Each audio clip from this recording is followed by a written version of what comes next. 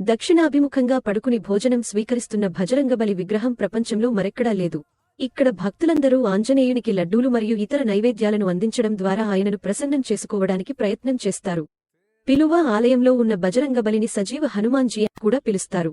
ఈ ఆలయంలో నివసించే సాధువులు బజరంగ్ బలి విగ్రహం ఎల్లప్పుడూ రామనామాన్ని జపిస్తూనే ఉంటుందని, అక్కడ ప్రశాంతంగా కూర్చున్నప్పుడు బజరంగబలి విగ్రహం నోటి నుండి రామ్ అనే పేరు కూడా వినబడుతుంది అని చెబుతారు.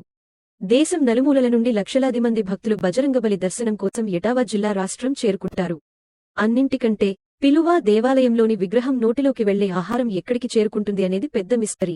ఎన్ని పరిశోధనలు చేసిన హనుమాన్ విగ్రహానికి పెట్టే ఆహార పదార్థాలు ఎక్కడికి పోతున్నాయో ఇప్పటివరకు కనిపెట్టలేకపోయారు.